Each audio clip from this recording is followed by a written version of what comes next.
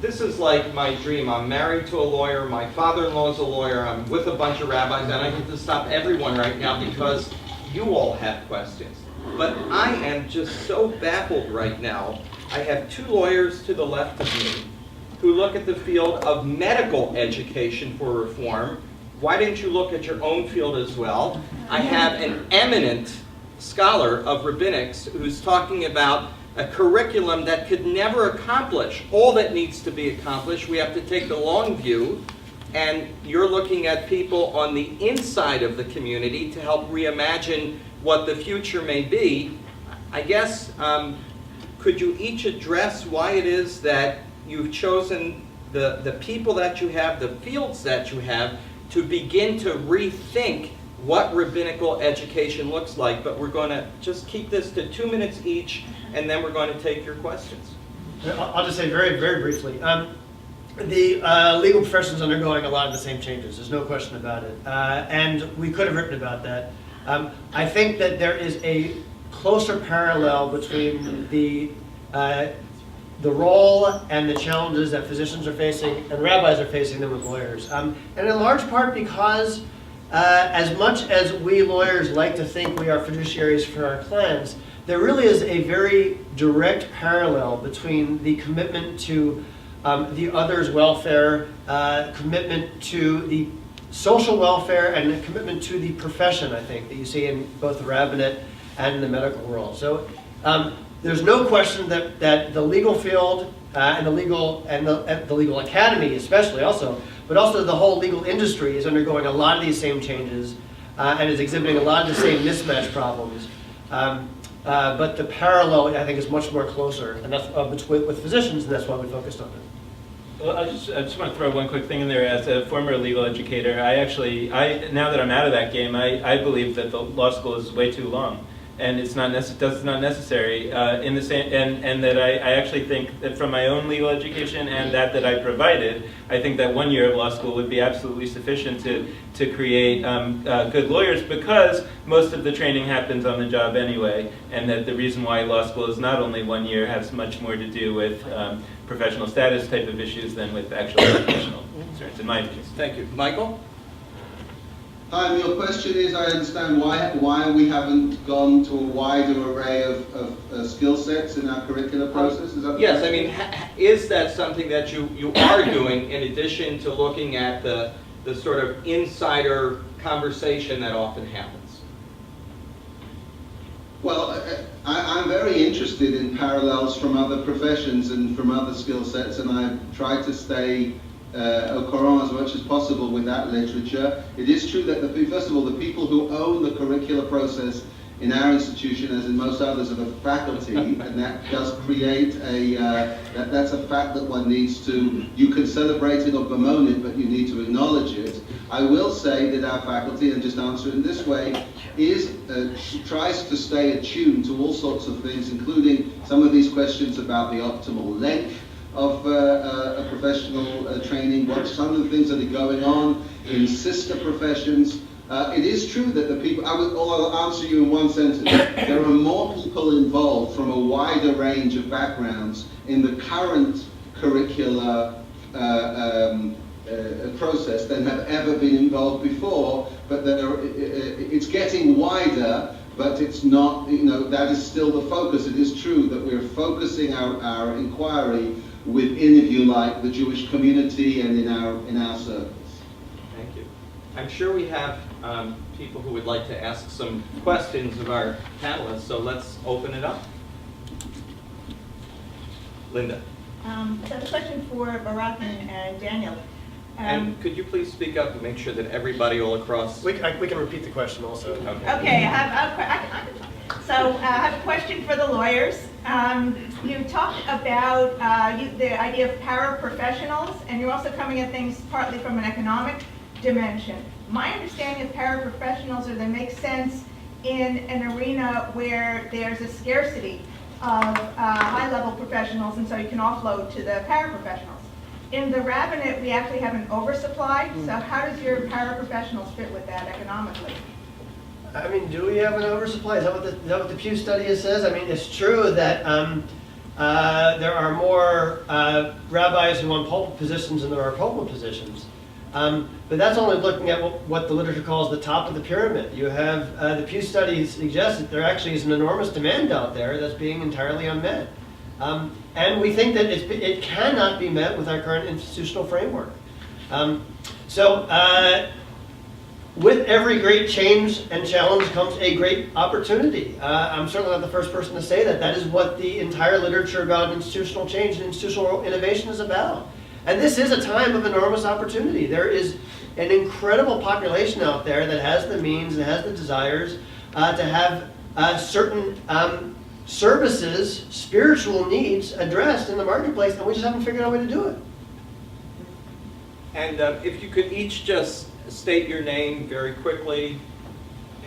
We have a question. I'm the Elliot Kleinman to whom Michael referred earlier. I have a question for all of you, and that is that both concepts, both ways of looking at this are premised on the notion that the role and the goal is to serve, and that that means that somebody wants something, you give them what they want, and that is the end of that transactional relationship. I'm not sure I buy the premise necessarily. And I'm kind of wondering, do you have a different definition? Am I misreading what the assumption is here? And I think actually I'd like Michael to address that question first, and then we'll hear from our colleagues to the left. I'll answer in rabbi speak. I apologize. It comes with the territory. In traditional circles, when Jews are called to the Torah, they're called in the order of Kohen, Levi, and Israel. Right? A rabbi, in a sense, a rabbinic identity, comprises all of these and a number of other strands. The Kohen is a priestly function, right? You have to perform in various ritual circumstances. Yisrael means you are part of the people and you don't forget that.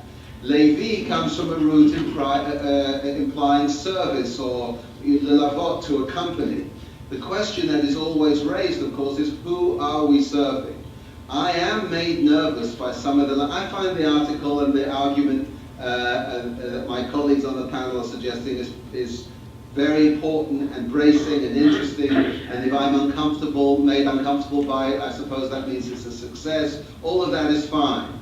But I do share, I would frame Elliot's question this way: who is it that our rabbis serve? I do not believe that they only serve Knesset Yisrael. I believe they also serve Netzach Yisrael. They do not only serve the particular cohort of people who are paying for their wages, their pitifully low wages, but I also believe that they serve, and we have to educate them to serve another client. And sometimes there are tensions in what their service to Netzach Yisrael and to Knesset Yisrael will impel them or require them to do in the world. So the language of service, which is taken from other professional and market settings, is something I appreciate we need to face up to and use. But if we think we've said everything about the rabbinate when we use that language, I am unconvinced. So, well, look, I think we're on a panel and our function is to provoke some thinking, so I don't want to be overly, of course I agree with you. But let me not agree with you for the sake of but let me not agree with you for the sake of this discussion and push the conversation, right? That if a person wants to serve Netzach Yisrael or some other higher purpose and is willing to do that, like for example, these folks who do, Chabad or people who do, and who are not getting rich from it. Not that we all are getting rich, but who are really actually not making very much at all. I admire that tremendously. But those of us, I think that many rabbis who for whom this is a profession, have to accept that they live in a market, that they are in a marketplace, and if they want to earn a living, then somebody is going to have to pay for that living. And at a certain point, that creates a need to find those who will pay us to do what we believe we're called to do, and then it's a negotiation, right? So now I think it's a false dichotomy to talk about service meaning simply providing what people want. I don't think that's not what doctors do or any service profession, and yet at the same time, and doctors face this all the time, if we can't provide the service that we provide, and with doctors we're talking about preventive medicine, not, right, because when people are sick, they'll come, but we want them to come when they're not sick. Right, when we're done. So, and it's on us as doctors to find a way for people to understand that they need that service, right? And so we might need to start with the service that they already believe that they need, and try to bring them, step by step from where they are, rather than staying where we are and trying to sort of pull them, which frankly will just never happen. And I think that if we take that approach, it is right sort of morally, but it will fail. But is it different skills? Question to do those two things. I think it can be different, but I actually think, and this is where I think the sort of false dichotomy aspect is important, and this is where we're both inspired by the work of Clayton Christensen and disruptive innovation. And one of the things that I think is important to recognize in disruptive innovation is that the new product, the competitive product, is of a lower quality when it starts. And that's why it's poo-pooed. Think of the iPod.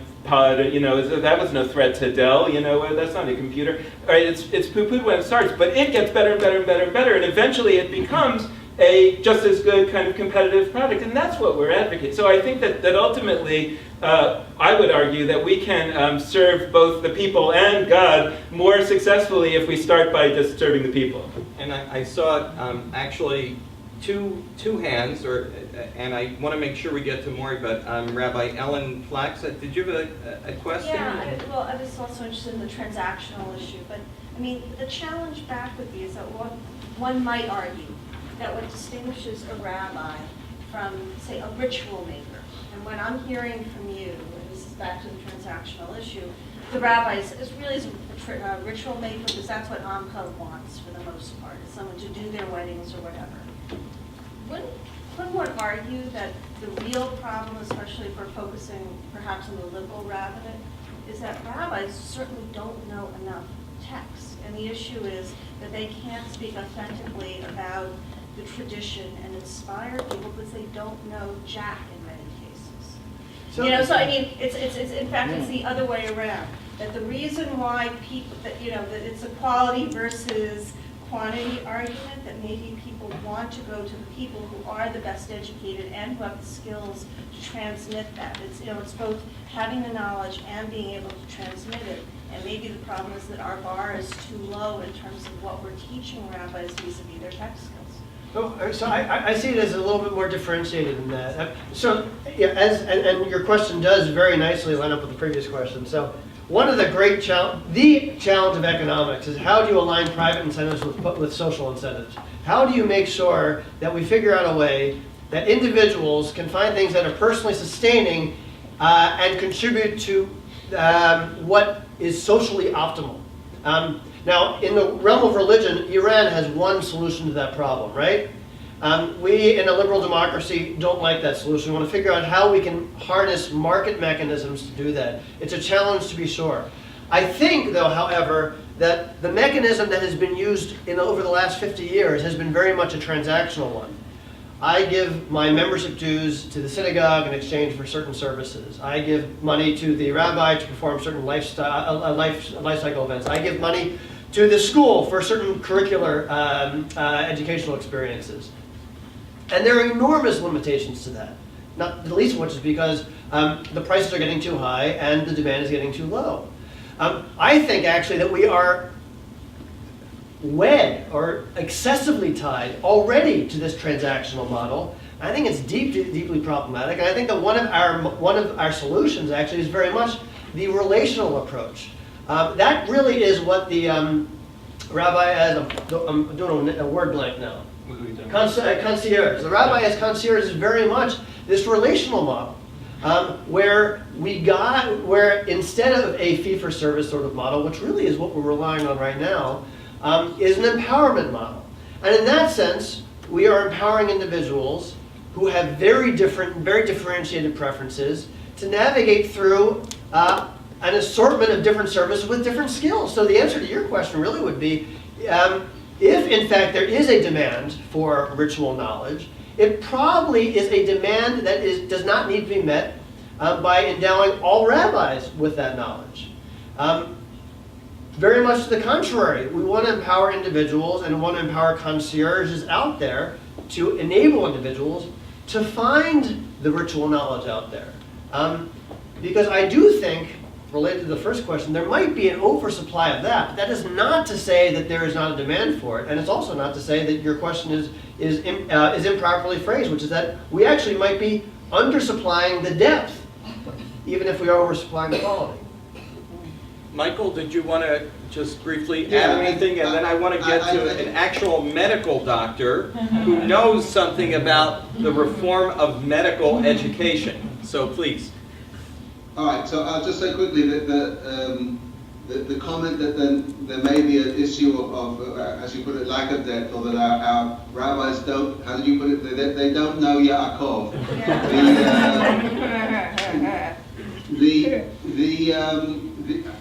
It's interesting, in an environment, I want to say something about relating to change. I spend a good deal of time looking at curricular attempts that have been made in the past to interpret, to gaze into the crystal balls and to understand what the future holds in store.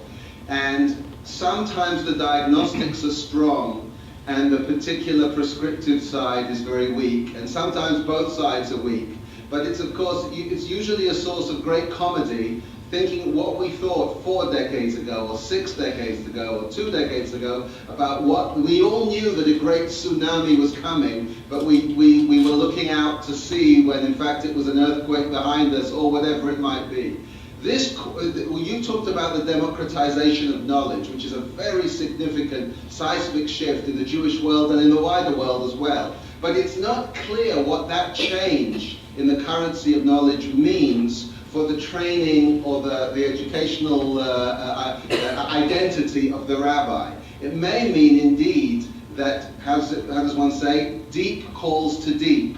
That we will want rabbis who they will not be able to have great expertise in everything. That, of course, is impossible. But it may be that a greater sense of depth and a greater sense of confidence, and I'll use a difficult word, a sense of their own authenticity as traders of Judaism out in this marketplace you're describing, it may be that will be a more crucial skill, and I'm not sure, with the best will in the world, that 6 months and the occasional Wednesday night is quite going to get you that sort of depth.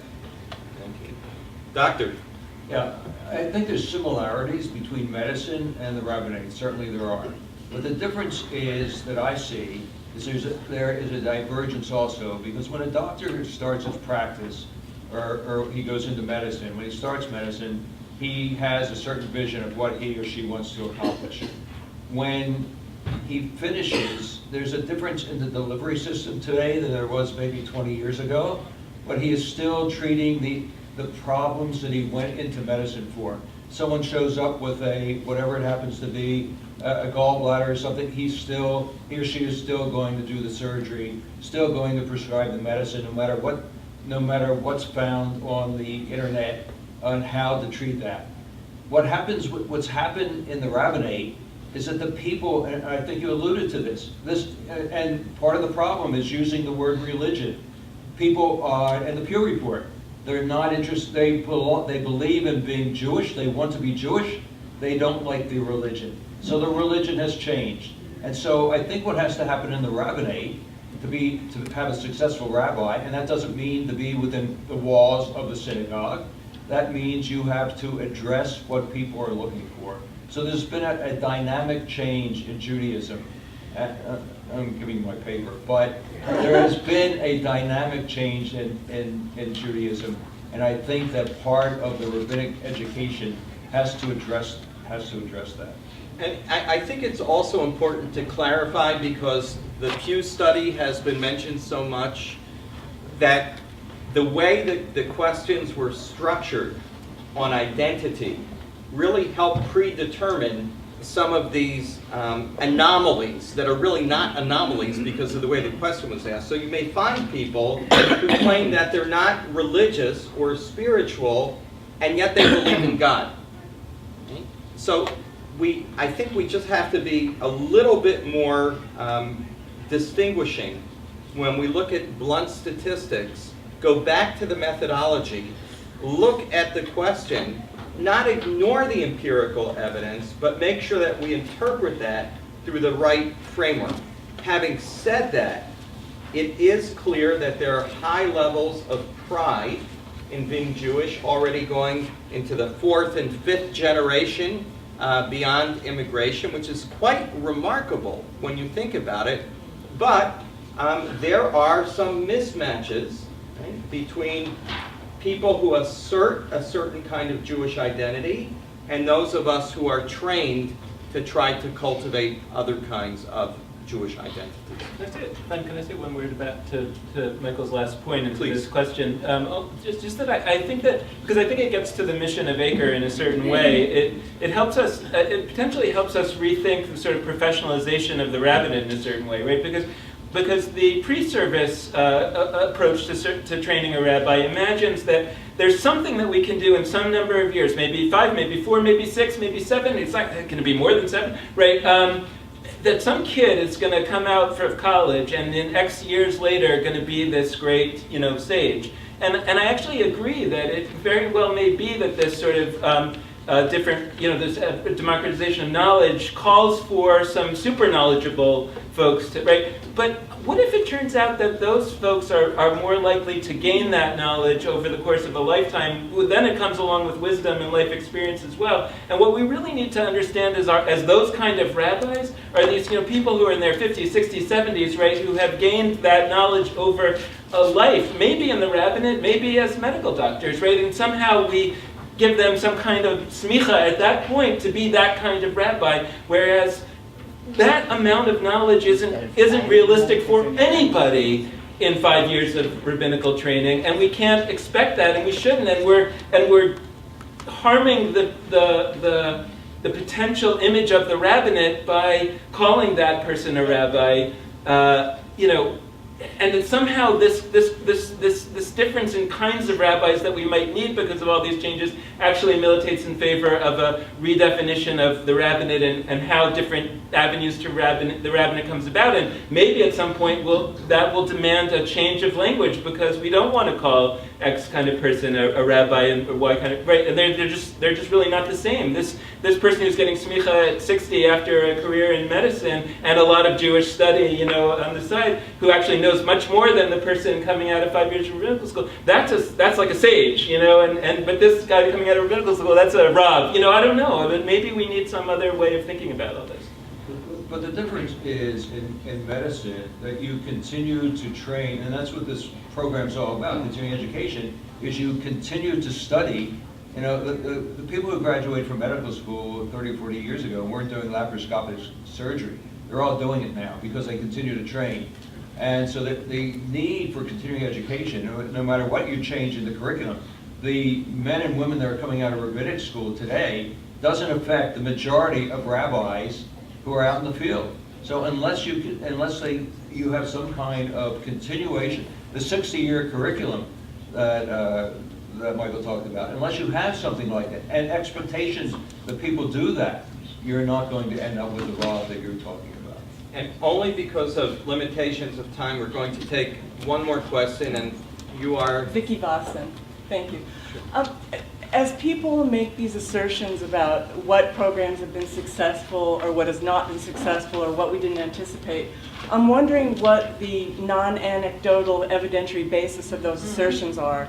Because I had the great fortune of participating in the Measuring Success program as a pilot program through UGA, where my synagogue and several other participate in a program to say, listen, the way we need to deal with the changing demands and needs is to really have data-driven decision-making, and an organization called Measuring Success has studied a sufficient number of synagogues to have a databases to do statistical analysis so you know whether you are successful or not.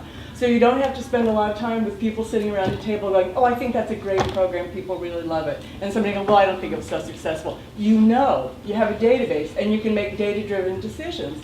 And I think when Dan talks about, are we using the same definition for terms? And I think I saw this in the dialogue on your book between Rabbi Nevins and Rabbi Miller about the meaning of entrepreneurship. Your consumers are going to tell you whether you're being successful or not. And I think a lot of professionals, whether they're doctors, lawyers, or rabbis, do not like the word consumer or evaluating that.